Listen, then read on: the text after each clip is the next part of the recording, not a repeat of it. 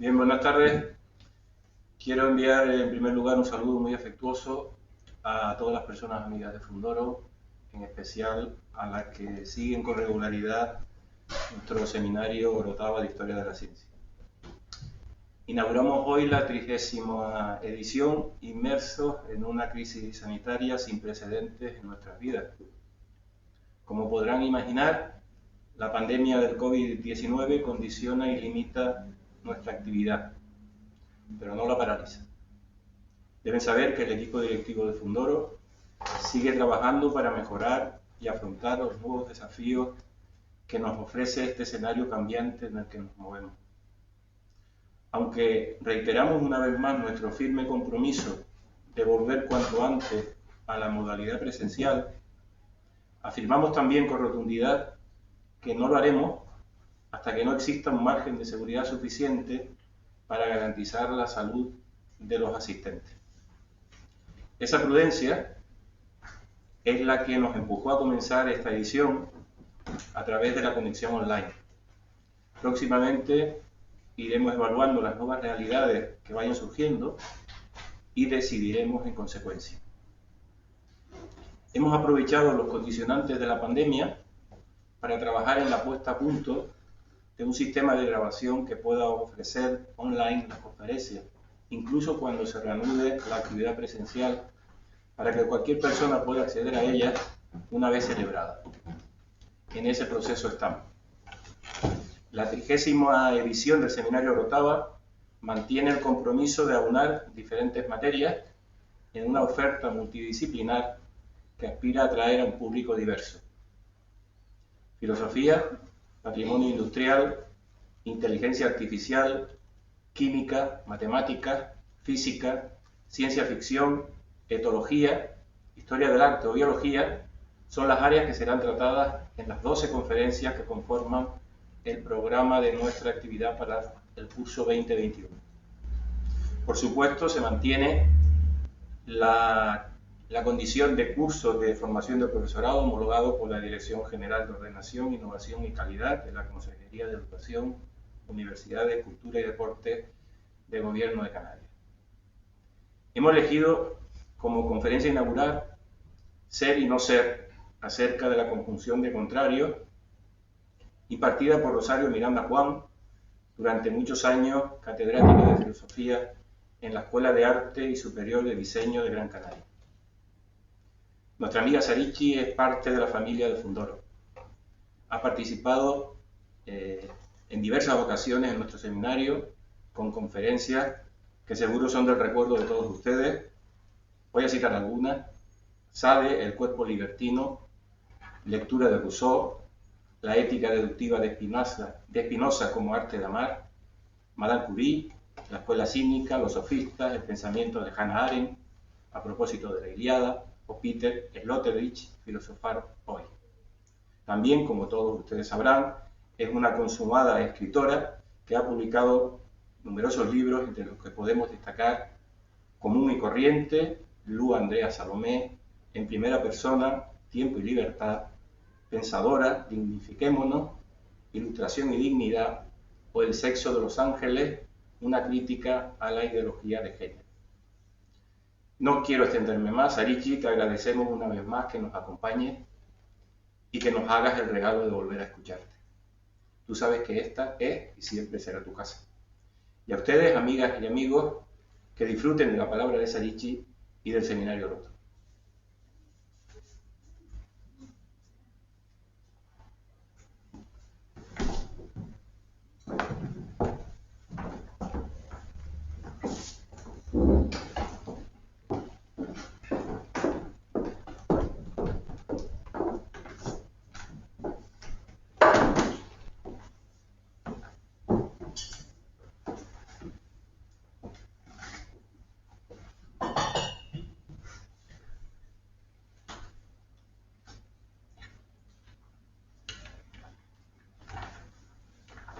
Muchísimas gracias por esta presentación tan cariñosa y tan cercana y siempre cada vez más, pero desde hace mucho me siento realmente en mi casa. Yo en mi currículum, cuando me lo piden, digo miembro de la Fundación Canaria Orotava de Historia de la Ciencia, aunque nunca haya firmado en ningún papel, pero me siento realmente parte de esta familia y agradezco ese reconocimiento.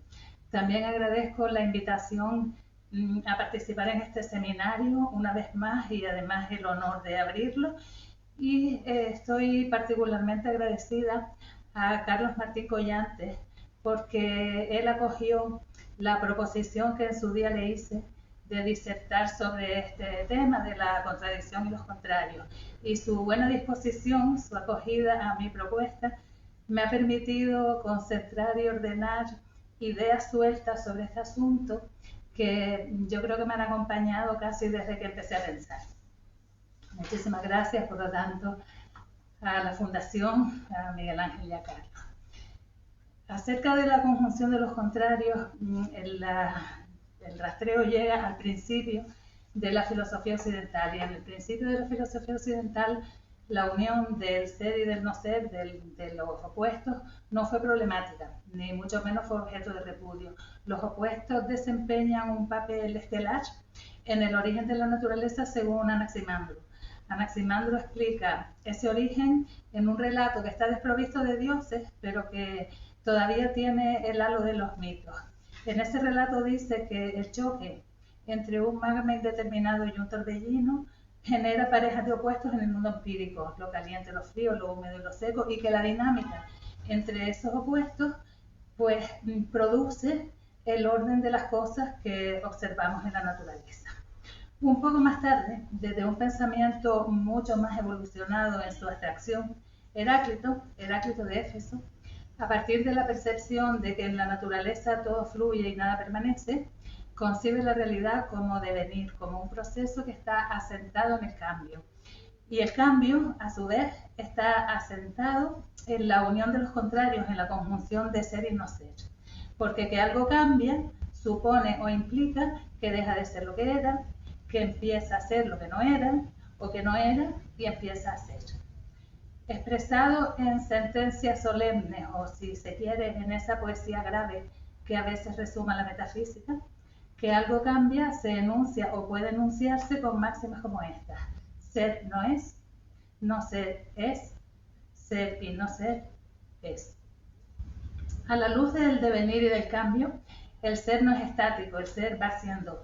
La unión de los contrarios es la esencia del mundo y los opuestos comparten la misma osamenta. Los opuestos están hechos de la misma sustancia. Dice Heráclito, una misma cosa es lo dormido y lo despierto, lo joven y lo viejo, lo vivo y lo muerto. Los primeros al cambiar se convierten en los segundos se tornan en los primeros. El ser es mudable, es plural, deviene en un ajetreo constante de creación, destrucción, de muerte, renacimiento, en un flujo constante que está simbolizado por el fuego. El fuego, cuya constitución es la incesante transformación, se parece a la realidad, o mejor al revés. La consistencia de la realidad, continua transformación, es análoga a la consistencia del fuego. La concepción o composición que hace Heráclito de la realidad es invalidada explícitamente por Parménides y por Platón, y también implícitamente por los pitagóricos. Los pitagóricos enuncian una tabla de opuestos, la tabla de opuestos pitagórica, 10 pares de contrarios, límite ilimitado, impar y par y otros. Pero lo que viene al caso en ese momento de esta tabla es que se acompaña de la consideración de que el primer término de cada par de opuestos es tan deseable como indeseable el segundo. La oposición de los contrarios ya no es el padre de todas las cosas, la matriz bullente de todo lo que existe, sino que pasa a ser una contienda en la que uno de los términos tiene que vencer sobre el otro y eliminarlo. Eso es lo que a su manera mantienen Parménides y Platón.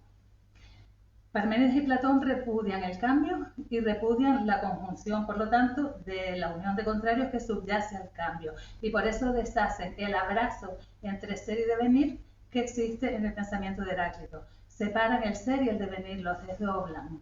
Hay un plano, el de la apariencia, en el que percibimos con los sentidos una realidad que deviene, calificada de errónea, de inferior, y después hay otro plano, el del ser, en el que accedemos con la razón a una realidad permanente, inmutable, idéntica, estática, única y eterna. y esta última realidad se declara incompatible con la contradicción, aunque la contradicción se despliegue asiduamente en el mundo físico y no digamos en nuestra vida psíquica. ¿De dónde viene ese antagonismo que ve Parménides entre la razón y la contradicción? ¿De dónde viene esa necesidad de ahuyentar el cambio que condujo a Platón a idear una ciudad inmutable y por lo tanto sin libre circulación, sin libre pensamiento, sin libre procreación y sin arte, que es una actividad por esencia transformadora? ¿Por qué ese gusto por la estabilidad llevado hasta la obsesión, incluso hasta el paroxismo? ¿Por qué el discípulo de Sócrates, el devoto discípulo de Sócrates, fundador además de un círculo de librepensadores, pergeña una sociedad totalitaria que habría clausurado la academia y habría condenado a Sócrates mucho antes de lo que lo hizo la democracia? Siempre me lo he preguntado y esta cuestión es un enigma, un misterio para mí. Quizás lo que movió a Platón a urdir en su imaginación una sociedad así fue el repudio, el asco que sentía hacia la lucha de facciones que ocupaban la democracia en lugar del civismo. O quizá constató que somos capaces de concebir una vida digna, somos capaces de concebirla, incluso somos capaces de alcanzarla, pero no de mantenerla, no de hacerla durar. Y todo eso quedaba conjurado en una sociedad diseñada contra el cambio. O quizás la aversión tan grande de Parménides a conjugar ser y no ser parte de la sospecha de que solo una verdad única en una realidad inmutable garantiza que nos entendamos, como si la pluralidad fuera nefasta para lo común, como si necesitáramos de la uniformidad para comunicarnos, como si la uniformidad fuera un requisito de la comunicación.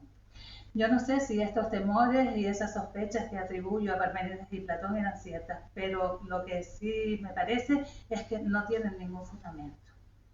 Lo que posibilita que nos entendamos no es que la realidad sea inmutable, ni que sea uniforme nuestro discurso acerca de ella.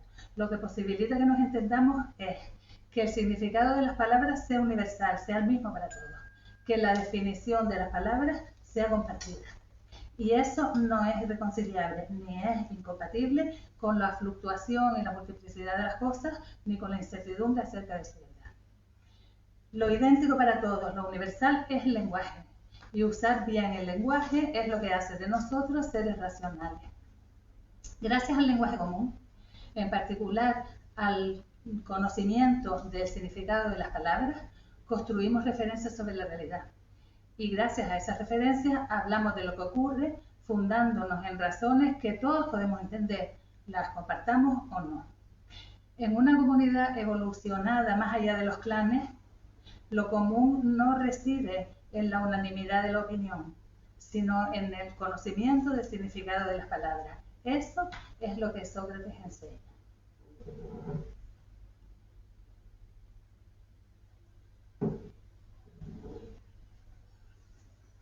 Comprender una palabra es conocer su significado, y el significado de una palabra es su contenido, la realidad a la que se refiere, indica además qué pertenece a una cosa y qué no pertenece.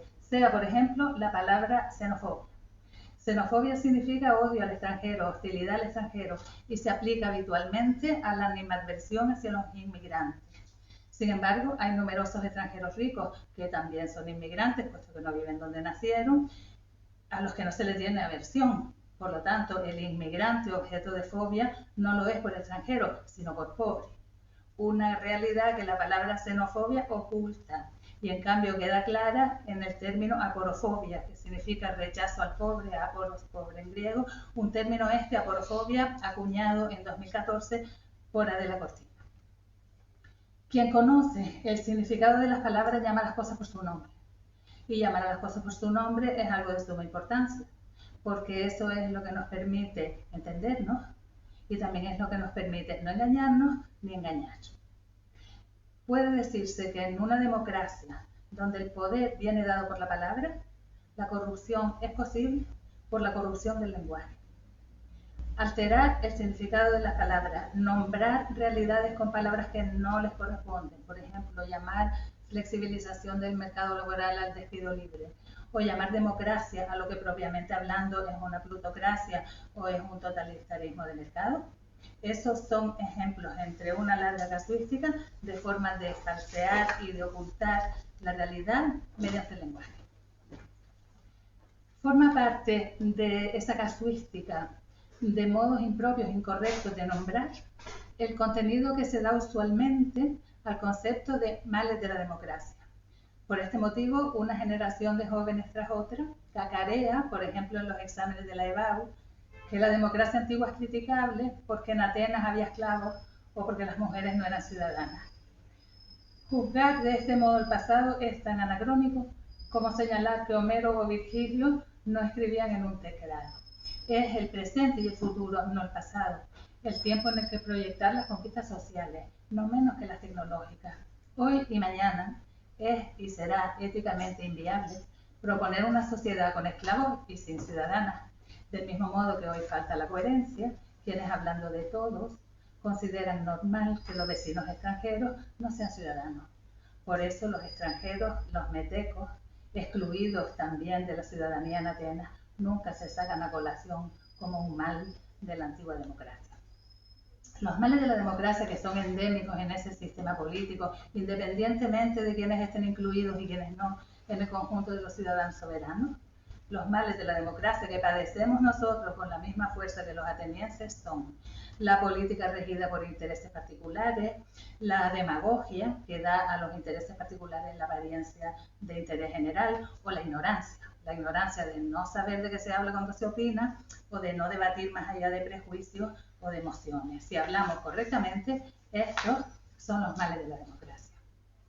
Haríamos bien en alarmarnos ante las incorrecciones semánticas, que son mucho más graves que las ortográficas, aunque sea sobre las ortográficas sobre las que se pone el grito en el cielo. Haríamos bien en ocuparnos de la corrección semántica, porque más allá de los aspavientos gramaticales al uso, la corrección semántica es la esencia de la corrección política. La corrección semántica es la definición propia de las palabras y la unanimidad de los hablantes ante esa definición. Esa es la universalidad del concepto, que no tiene nada que ver con la inmutabilidad de las cosas ni con la victoria de la identidad sobre la contradicción. No es la oposición de los contrarios lo que nos permite razonar y comunicarnos. Perdón, lo que nos impide razonar y comunicarnos. Lo que nos impide eso es acartonar el lenguaje en fórmulas vacías, o bien utilizar el lenguaje para investirnos. Desde una asociación psíquica y cívicamente subdesarrollada, consistente en clanes o facciones, cuyo objetivo es derrotar a los demás. Más allá de esa pobreza cívica, la oposición de los contrarios discurre en el pensar y en el ser, sin menoscabo del entendimiento ni de la comunicación. El significado de las palabras es la medida común, la medida que cabe en todos, y eso, medida común, es la razón, también la razón matemática. El significado de las palabras funda en razones unas opiniones que pueden discutirse, y pueden discutirse en la acepción civilizada de la palabra discutir, que es discurrir acerca de un asunto, examinarlo desde diferentes puntos de vista, manifestar pareceres y cambiar de opinión si procede en base a las razones esgrimidas. Esa, no la acepción bárbara de la palabra, que es regañar, disputar, pelearse. La acepción civilizada es la propia de un debate entre individuos que son interlocutores y no gallos de pelea o papagayos que recitan consignas. La gente adulta piensa por sí misma, y lo que comparten quienes piensan por sí mismos no son clanes de miembros uniformes que se oponen a otros clanes de miembros uniformes.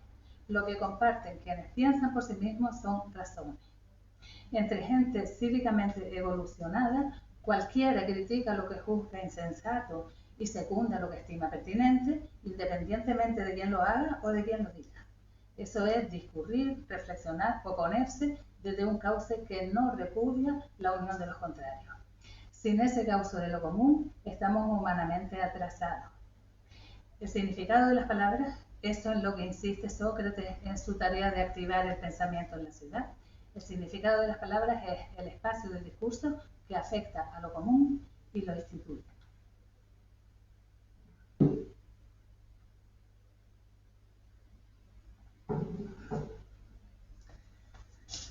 Por otra parte, a pesar de los epítetos que le fueron asignados a Heráclito: el oscuro, loco de dos cabezas, difusor del absurdo, defensor de la confusión. A pesar de todo eso, a pesar de la consideración de la contradicción como una amenaza para la cordura y para la sensatez, y a pesar de hacer del principio de no contradicción una exigencia del pensamiento, lo cierto es que no son el uno y la identidad, sino lo múltiple y la contradicción, las referencias que nos permiten establecer entre nosotros una convivencia de calidad. Lo explico.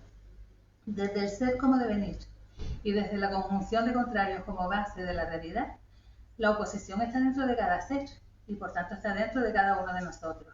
Somos todos, o podemos ser, sabios y no sabios, luminosos y oscuros, ordenados y caóticos, dionisíacos y apolíneos, que diría Nietzsche. Cada cual se opone a sí mismo. Cada cual es singular con respecto a otros que también se oponen a sí mismos. La conjunción de contrarios en el seno de cada cual remite, en el plano individual, a la tarea constante de conocernos y gobernarnos en una épica de la existencia. Y en el plano común, la unión de los opuestos dentro de cada uno supera la estructura psíquica, social y política de clanes y predispone a una coexistencia en clave de pluralidad que exige una tarea constante también de construcción de relaciones y equilibrio de lo distinto.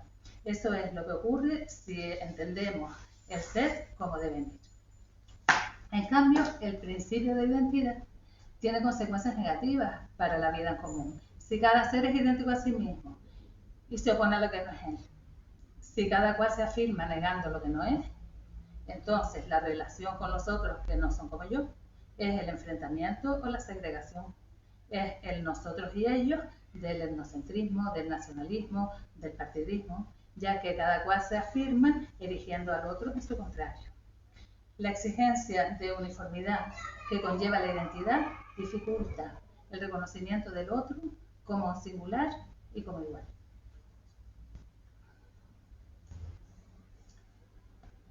El culto a la identidad y el aborrecimiento del devenir y del cambio no responden solo a lo que hemos desarrollado hasta ahora, al temor, al desorden, al caos o a la incomunicación. Además, responden al rechazo de nuestra contingencia y sobre todo de nuestra finitud.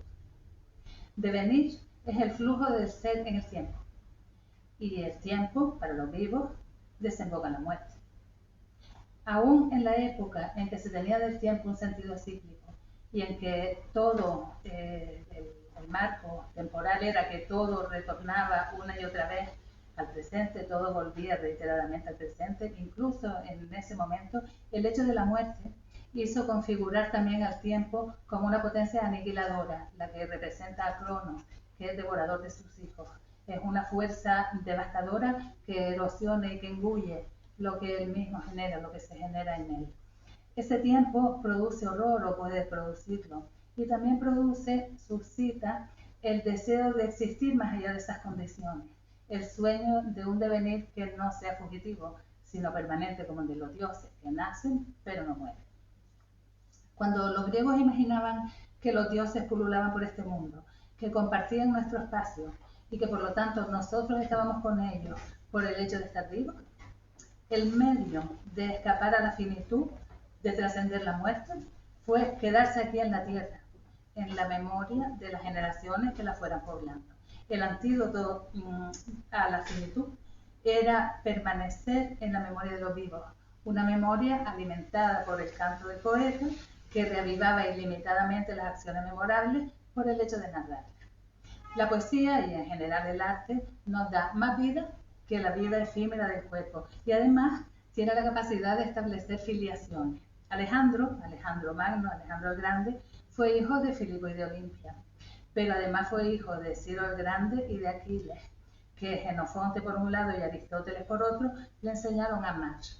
Fueron ellos, Ciro y Aquiles, quienes dejaron huella en la sensibilidad del príncipe, quienes le precedieron en sus deseos, en sus expectativas y en sus objetivos.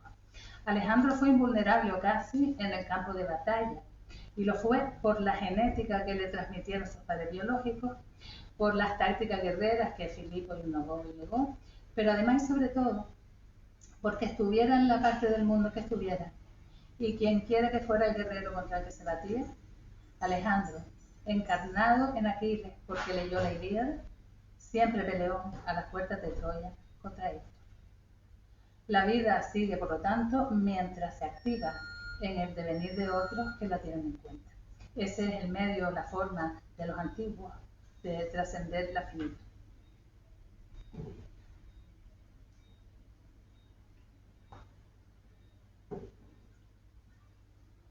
Cuando la mitología decayó a través de la filosofía, cuando la razón sustituyó a los dioses, a los héroes y a los poetas como fuente de las referencias con las que tramar la experiencia, el sueño de la trascendencia se cambió de código, se articuló y se ubicó en el registro de la metafísica. Y ese registro es el siguiente: el tiempo y sus efectos de cambio, contingencia y finitud pertenecen a este mundo que observamos y en el que estamos. Pero la razón nos conduce a un mundo superior en el que hay entidades inmutables. Y esas entidades permanecen idénticas como los dioses. Como los dioses no son perceptibles con los sentidos ni se ven afectadas por el tiempo. Parménides y Platón convierten este mundo en el que estamos y está el tiempo en una realidad secundaria, en una realidad inferior, derivada y aparente. El devenir, con su flujo, su cambio, su finitud, tiene que tender a la inmutabilidad y a la eternidad del ser. Esa es nuestra más alta aspiración y en eso consiste nuestra porción de divinidad. Y puesto que morimos, se postula en nosotros la existencia de un alma, en la que la metafísica proyecta nuestro apetito de inmortalidad.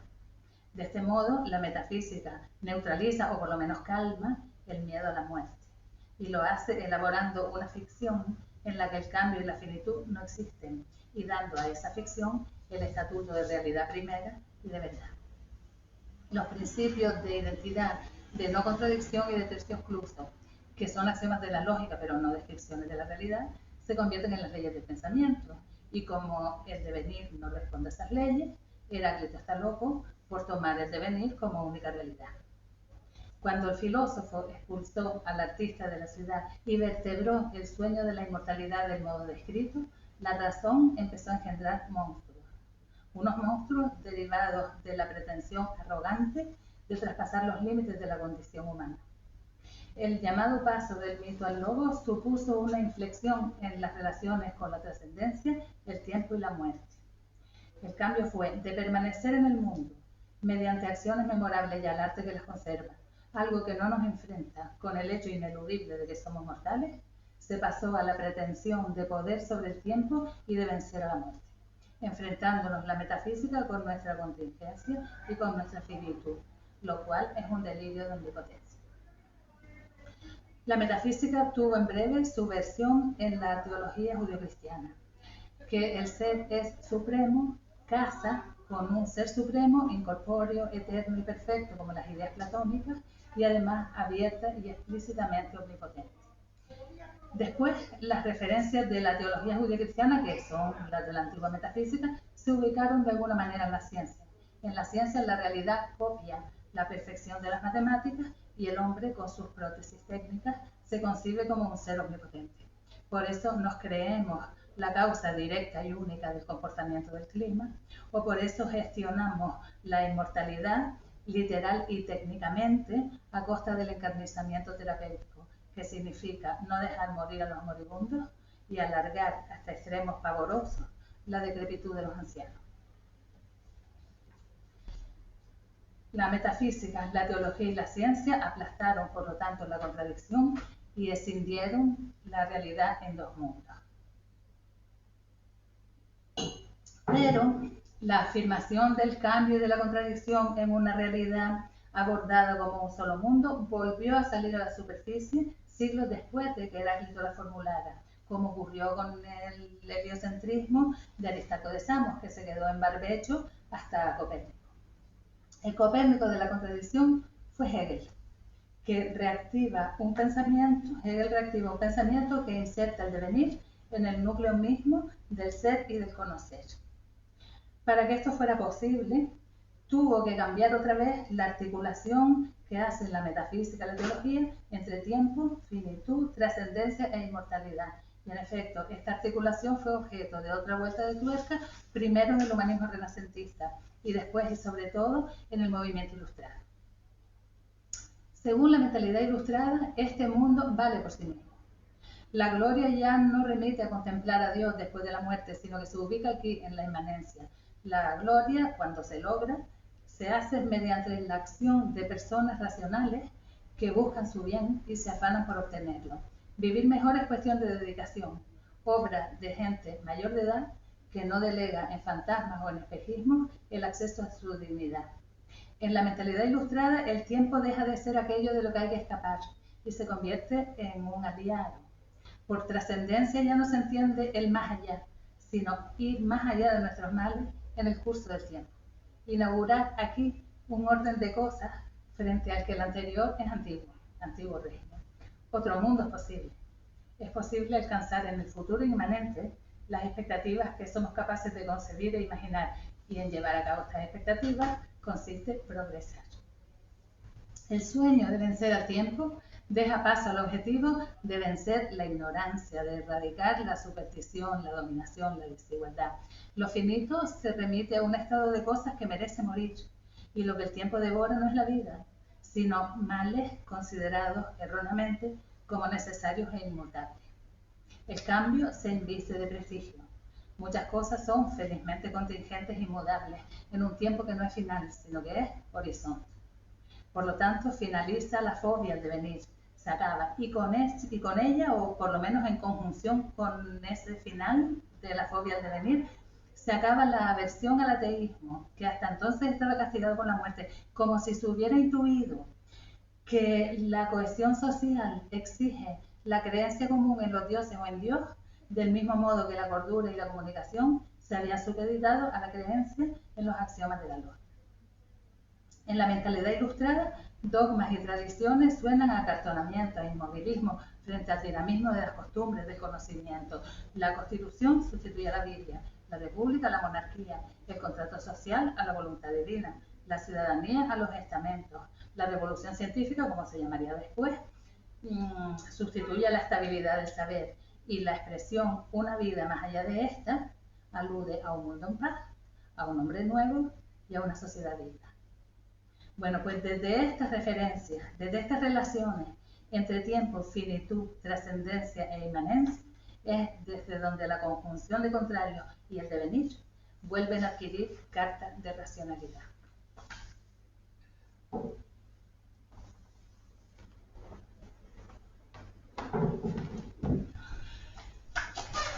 Devenir es para Hegel el proceso en el que dos realidades opuestas primero se complementan, en un segundo momento se enfrentan a su contrario y finalmente en un tercer momento cada una se enfrenta a lo que es, niega su propio modo de ser y así mutan las dos, saltan a una realidad superior que las engloba a ambas y las supera a cada una. Así es como lo que no era llega a ser, así nacen nuevos modos de ser o, si se quiere, ciertas realidades pasan del no ser al ser. Puede ilustrarse este proceso con la dialéctica del amo y del esclavo, que pone en el mundo algo que no estaba, que es la libertad. Este pasaje, la dialéctica del amo y del esclavo, que pertenece a la fenomenología del espíritu, es tan emblemático en la historia de la filosofía como el mito de la caverna de la República de Platón. Con mis palabras, pasadas por las de Alexandre Koyev, estudioso y divulgador del pensamiento de Hegel, el resumen o la esencia de la dialéctica del amo y del esclavo es la siguiente. Esclavo es quien produce lo necesario para sobrevivir y eso que produce no le pertenece. Amo es quien no trabaja y se sobrevive porque se apropia de los productos que hace el esclavo, sobrevive apoderándose de los frutos del trabajo de otro. El esclavo cree que es una cosa, cree que es un instrumento productor y el amo cree que es libre. Pero los dos están equivocados, los dos tienen una imagen falsa, errónea de sí mismos, porque el esclavo no es una cosa, es un hombre que produce cosas, y el amo no es libre, es un hombre que depende de otro para sobrevivir. Bueno, pues estas son las piezas de la dialéctica. Y la dialéctica es como sigue. En un primer momento, amo y esclavo están acoplados. En un segundo momento, el esclavo, que lleva la peor parte en este acoplamiento, sale del autoengaño que padece con respecto a sí mismo, adquiere conciencia de que no es una cosa sino un hombre, quiere dejar su lugar y ocupar el del amo, quiere ser amo. Si lo consigue, será amo de nuevos esclavos, con lo cual la resolución de la supervivencia mediante una rueda de dominación y servidumbre quedará intacta. Y además el esclavo liberado de la esclavitud, desde luego, pero no es libre, puesto que el Señor, como vimos, no lo es. Y en un tercer momento, el de la mutación, el esclavo deja de ser esclavo no porque se convierte en amo, sino porque niega en sí mismo la esencia de la esclavitud. Y niega la esencia de la esclavitud del siguiente modo: yo no soy una cosa, soy un hombre que produce cosas, y lo que produzco es mío, lo que produzco me pertenece, no me es arrebatado. Así es como el esclavo se convierte en un hombre libre, y del mismo modo se convierte en un hombre libre el Señor, cuando niega en sí mismo la esencia del señorío. Lo que necesito lo obtengo yo, no me apropio de lo que produce otro, no dependo de otro para sobrevivir. Por lo tanto, la libertad aparece cuando se deja atrás la esclavitud y también el señorío. Solo así la sociedad se compone de hombres libres, de seres humanos emancipados, que producen, consumen junto a otros seres humanos emancipados, es decir, libres, iguales y hermanos. Libertad, igualdad, fraternidad. Los tres pilares de la Revolución Francesa, el régimen nuevo alumbrado por la Revolución Francesa. Hegel, Schelling y Hölderlin habían sido compañeros de estudio con discípulos, tenían 19-20 años en 1789 y celebraron la revolución plantando un árbol a la libertad y a la emancipación. La dialéctica hegeliana, esa dinámica en la que un término se opone a su contrario y después se opone a sí mismo para devenir en una mutación de lo que era de carácter emancipador, esa dialéctica es una matriz, es un recurso interpretativo fértil para abordar, enmarcar y referenciar la evolución de numerosas realidades. Eso lo hizo Marx cuando trasladó la estructura dialéctica a la lucha de clases y cifró la emancipación en que el proletario y el burgués, más allá de sí mismos, mutan al camarada. El camarada ya no es un animal que trabaja como el proletario, ni es una personificación del dinero como el burgués.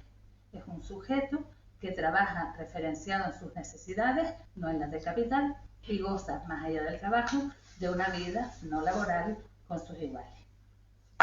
En nuestros días, si aplicamos al patriarcado la dialéctica hegeliana, la emancipación aparece como el resultado de que cada sexo se trascienda a sí mismo, de que el hombre deje de ser lo que era y la mujer deje de ser lo que era, porque los papeles y funciones tradicionalmente masculinos o femeninos pasan a ser recursos comunes a todos, de forma que las personas son iguales no porque cada sexo ocupe el 50% de los lugares, sino porque independientemente de su sexo, cualquier individuo tiene vida profesional y autonomía económica, vida doméstica y autonomía doméstica, libertad sexual y responsabilidad a la hora de engendrar hijos y de criarlos.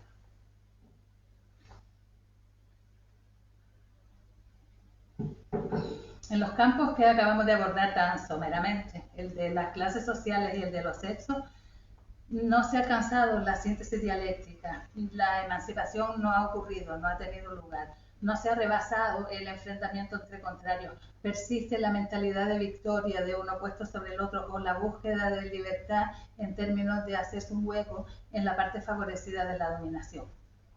Donde sí se ha dado el salto, el tercer paso de la dialéctica hegeliana es en el ámbito del conocimiento y de la certeza, independientemente de lo que hemos dicho antes de la ciencia. Ha quedado atrás para muchos la situación que Nietzsche criticó en términos de que la razón mató a Dios, pero usurpó sus funciones, con lo cual nuestra posesión de esclavos epistemológicos quedó intacta. Ahora la oposición entre verdad y falsedad permanece, pero además se ha pasado de entender, de creer que el conocimiento procura la verdad sobre las cosas, se ha pasado de ahí a concebir el conocimiento como un conjunto de verdades provisionales, de verdades vigentes, o si se quiere, como un conjunto de versiones, de guiones acerca de la realidad, como el propio Nietzsche propuso y como a su manera puede extraerse del pensamiento de David Hume. Hume afirma que en el mundo hay fenómenos y que eso es indudable, pero que en el mundo no hay relaciones entre fenómenos. Las relaciones entre fenómenos son asociaciones que aportan nuestra psique. Las relaciones entre fenómenos las ponemos de nuestra cosecha. Por eso siempre podemos asociar entre sí otros fenómenos. Por ejemplo, la peste, la enfermedad, se asoció durante mucho tiempo a los cadáveres sin enterrar y luego unas partículas por el aire que se respiraban, y tiempo mucho después la misma enfermedad se puso en relación con las ratas que estaban ahí, pero no se habían asociado al primer fenómeno. Por lo tanto, siempre podemos asociar entre sí otros fenómenos, dado que las asociaciones las ponemos nosotros, no están escritas en el mundo, o bien podemos asociar los mismos fenómenos de otra manera, pues los movimientos del Sol y la Tierra, podemos decir que el Sol gira en torno a la Tierra, o podemos decir que es la Tierra la que gira sobre sí misma y por eso parece que el Sol se mueve. No captamos en la naturaleza relaciones entre fenómenos y después las enunciamos, no es así. Esas relaciones las producimos, no las reproducimos, las inventamos, las trazamos nosotros, algo parecido a lo que hacemos con las siluetas que enredan a las estrellas en constelaciones. Las estrellas son cuerpos celestes, las estrellas existen, pero las constelaciones son dibujos que proyectamos en el cielo, son ilusiones ópticas compartidas. En esa lógica pueden verse las cosmologías con todas las reservas al respecto. Pueden verse las cosmologías como animaciones del universo, dramatizaciones, guiones de la acción que ocurre en el cielo y la tierra, que sucede en el cielo y la tierra, ficciones elaboradas por científicos creadores que después de varias generaciones de escolares, como me enseñó en su día Pepe Montesinos, se hacen familiares, se hacen compartidas. ¿Por qué el Sol está ahí? Porque lo dice el maestro, decía Pepe. Pues el lenguaje matemático en que, según la física, está escrito el universo, no es algo que se descubre, es algo que se construye y se proyecta. Se descubre lo oculto que aparece, lo cubierto que se destapa, lo tapado que se desvela. Se descubre algo que estaba ahí, como América. En cambio, Andrómeda, Tauro, Orión, el cinturón de Hércules, todo eso no se descubre, se traza, o se descubre en la medida en que se traza. Pues bien, lo que llamamos conocer las leyes del universo se parece más a lo que hacemos con la Osa Mayor que a lo que hacemos con América, pese a estos versos del siglo XVIII. La naturaleza y sus leyes yacían ocultas en la noche. Dijo Dios, sea Newton, y todo fue luz. Un par de siglos más tarde, sin embargo, este poema se amplió. La naturaleza y sus leyes yacían ocultas en la noche. Dijo Dios, sea Newton, y todo fue luz. Pero esto no duró. El diablo exclamó, sea Einstein, y el misterio se restauró. Einstein, cabeza visible de una pléyade de físicos, puso en el mundo otra versión de las mismas cosas. Inició un relato del universo construido con ayuda de telescopios y microscopios, pero sobre todo de las matemáticas. Las matemáticas se han convertido en nuestro sexto sentido, un sentido de un alcance infinitamente mayor que los 5 sentidos tradicionales. Gracias a las matemáticas, individuos que vivimos un tiempo significante en un rincón minúsculo del universo, accedemos a lugares y acontecimientos remotos, los confines últimos de la galaxia, el nacimiento del tiempo o la muerte del universo, su destino final. Gracias a la prótesis matemática, tratamos con materia oscura, cadáveres de estrellas, cuerdas que vibran en N dimensiones. Live streaming has stopped. ¡Wow! ¿Sigo? Perdón. Gracias a la prótesis matemática, tratamos con materia oscura, cadáveres de estrellas, cuerdas que vibran en N dimensiones, agujeros de gusano y otras entidades tan exóticas como el magma indeterminado y el torbellino de Anaximandro. Además, vamos familiarizándonos con cifras de millones de años luz, o por ejemplo con la idea de que vivimos el firmamento en diferido, porque mucho de lo que vemos ya ocurrió. La luna que observamos era así hace un minuto, el sol hace 8, y las estrellas eran como las vemos hace un tiempo tan dilatado que algunas ya no existen. Vamos concibiendo e integrando en nuestra capacidad cerebral dimensiones hasta hace poco inabordables, fuera del registro del milagro o del mito. Pero eso no cambia el hecho de que lo que observamos realmente es una bóveda cuajada de estrellas y un sol fiel en su recorrido entre el amanecer y el ocaso. Lo demás son versiones, variaciones sobre el tema. ¿Qué observaríamos si nuestros aparatos fueran otros? ¿Con qué entidades nos la veríamos? ¿Es el espacio-tiempo algo material y real, como los mares, o es un espectro emanado de la opulencia de las matemáticas? ¿Por qué cae una manzana a la tierra? porque busca su estado natural, que es el reposo, como dijeron los antiguos, porque la Tierra la atrae, según pensaron los modernos, porque está obligada a seguir la curvatura del espacio-tiempo, según la última versión de la gravedad, porque caerá una manzana a la Tierra en el siglo XXIV y en el 32, suponiendo que haya Tierra y humanos que la piensen, qué geometría se inventará y qué cálculo, qué hechos a los que hoy no prestamos atención se tomarán en consideración, qué verá quién en el futuro, qué quedará mañana de lo que hoy llamamos verdad. No es el conocimiento como el arte cuestión de creatividad. Imaginación y razón no se excluyen. La razón es exuberante, mucho más amplia que la lógica ajena a los contrarios, y crear versiones del universo es una de sus atribuciones. No sabemos cuánto vivirá bajo el firmamento esta especie nuestra, pero sí sabemos que mientras haya siglo para nosotros, también habrá cielo. Y mientras haya cielo, nuevas teorías pasarán del no ser al ser, por obra de científicos que ensarten los mismos fenómenos, porque no hay nada nuevo bajo el sol, en relatos que por inéditos sí ponen novedades bajo el sol. No hay, y sí hay, cosas nuevas bajo el sol. Una vez más, ser y no ser es.